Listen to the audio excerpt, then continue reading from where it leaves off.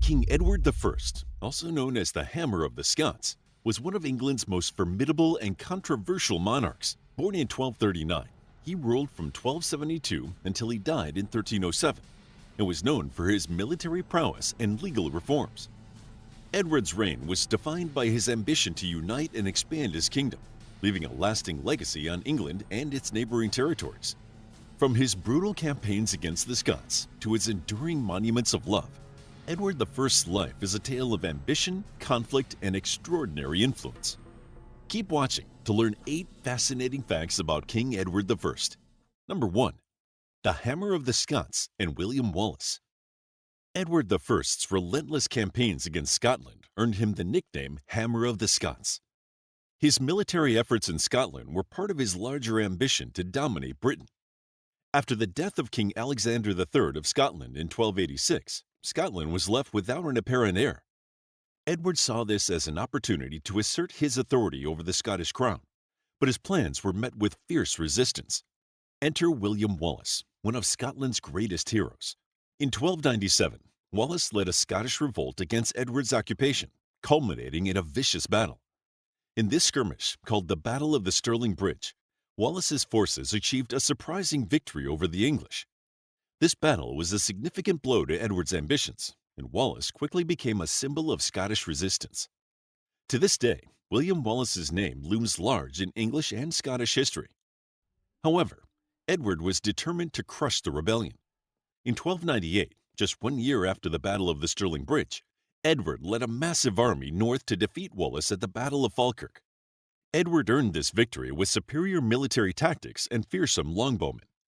Despite the victory, the Scots continued to resist, and William Wallace evaded capture for years. When Wallace was finally betrayed and captured in 1305, Edward had him brutally executed. This harsh treatment sent a clear message that rebellion against the English crown would not be tolerated. Unfortunately for Edward I, Wallace's death did not mark the end of Scottish resistance. The struggle continued under Robert the Bruce, who eventually won Scottish independence after Edward's death. Although his efforts to conquer Scotland failed, Edward's legacy as the Hammer of the Scots lives on, forever tied to his military endeavors to defeat the Scots. Number 2. Edward I's role in the Crusades. Before becoming king, Edward embarked on a journey that would further solidify his later reputation as a warrior king. In 1270, years before he earned his reputation as the Hammer of the Scots, he took part in the Ninth Crusade, one of the final campaigns in the Holy Land. The Crusades were a series of religious wars initiated by European Christians with the goal of reclaiming Jerusalem and other sacred sites from Muslim control.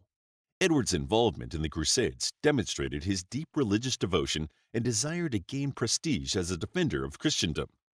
He traveled to the Holy Land with a small force of English knights, joining other European leaders to drive out Muslim forces.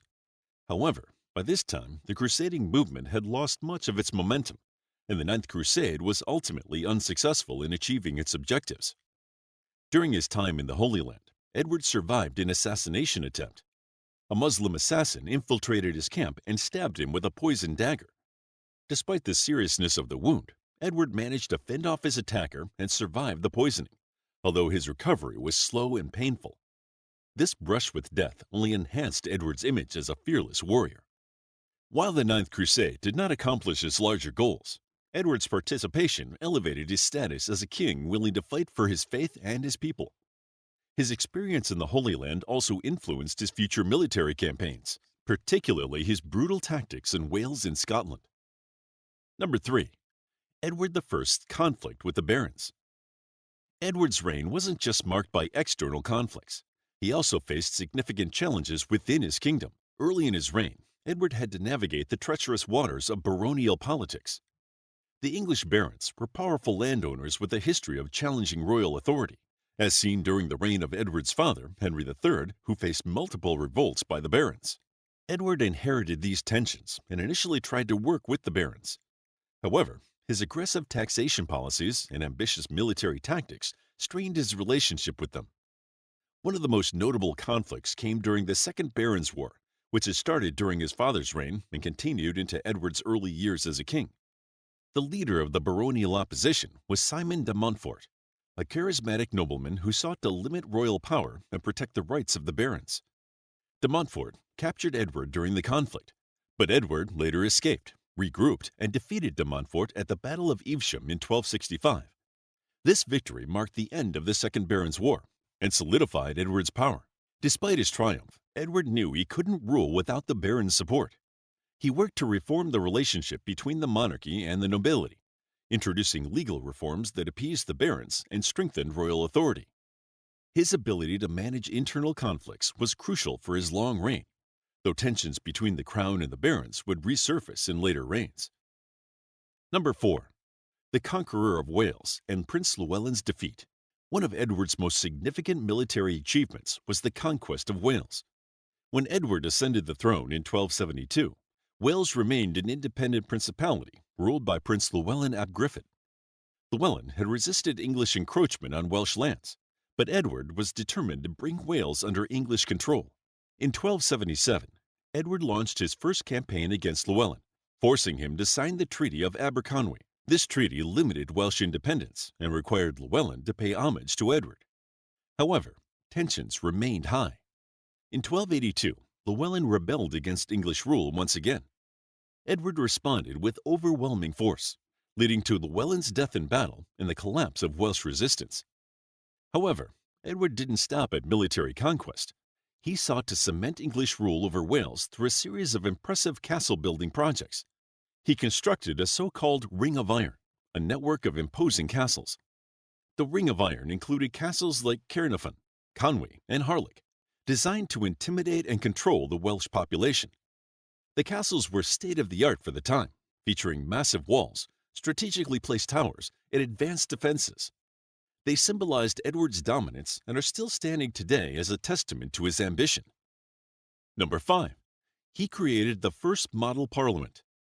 In 1295, Edward I took a significant step toward shaping the future of English governance by establishing what became known as the model parliament.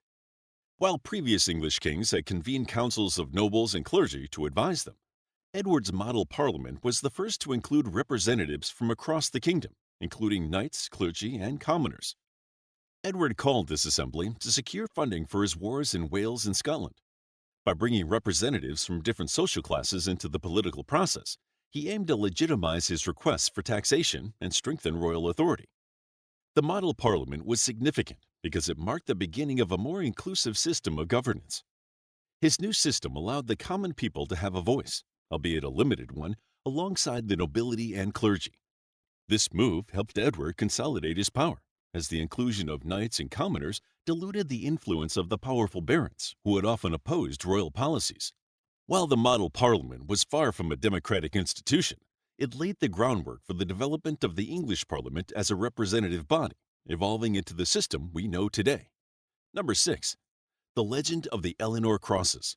One more poignant and romantic aspect of Edward's reign was his deep devotion to his first wife, Eleanor of Castile. Eleanor was not only Edward's queen, but also his loyal companion during his many military campaigns.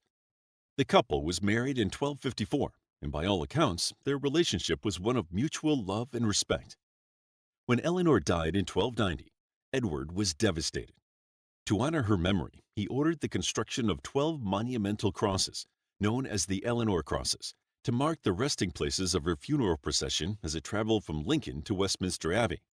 These crosses were placed at each stop where Eleanor's body lay during the journey, serving as a public display of Edward's grief and affection. The most famous of these crosses was erected at Charing Cross in London, which became a major landmark. Although many of the original crosses have not survived, their legacy endures. They stand as symbols of Edward's enduring love for his wife. This act of devotion humanizes Edward, showing a different side of the king known for his ruthlessness in battle. Number 7. Edward I attempted to unite England and Scotland. In addition to his conquest of Wales, Edward I sought to bring Scotland under English control. His involvement in Scottish affairs began after the death of King Alexander III of Scotland in 1286, which left the country without a clear heir. Edward was invited to mediate the dispute over the Scottish throne. However, he saw this as an opportunity to swoop in and assert English dominance. Edward supported the claim of a man named John Balliol, who became King of Scotland in 1292. However, Balliol's reign was short-lived because Edward quickly undermined his authority, treating him more as a vassal than an independent monarch. This led to widespread resentment in Scotland, and Balliol rebelled against Edward's rule in 1296. Edward responded with brutal force, defeating Balliol and declaring himself the overlord of Scotland. Despite Edward's efforts, Scotland was not easily subdued.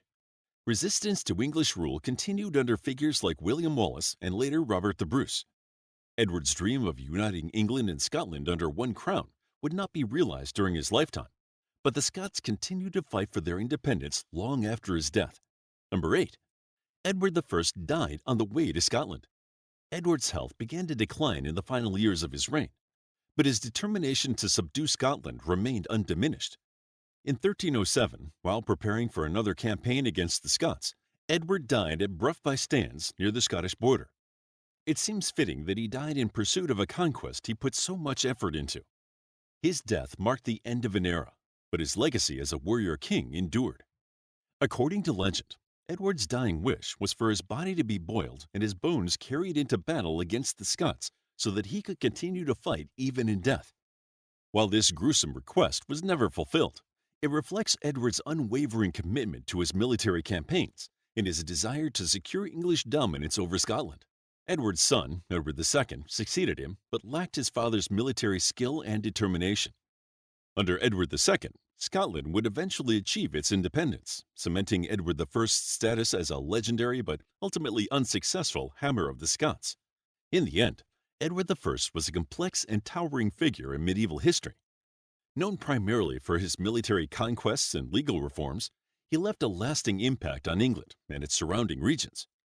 From his ruthless campaigns in Scotland and Wales to his creation of the model parliament, Edward's reign was defined by his ambition to expand and consolidate his power. How would you like to get a deeper understanding of history, impress your friends, and predict the future more accurately based on past events? If this sounds like something you might be into, then check out the brand new Captivating History Book Club by clicking the first link in the description. To learn more about King Edward I and the history of England, check out our book, Edward I, A Captivating Guide to the Life and Death of the Hammer of the Scots and His Impact on the History of England. It's available as an ebook, paperback, and audiobook. Also, grab your free mythology bundle ebook while it's still available. All links are in the description. If you found the video captivating, please hit the like button and subscribe for more videos like this.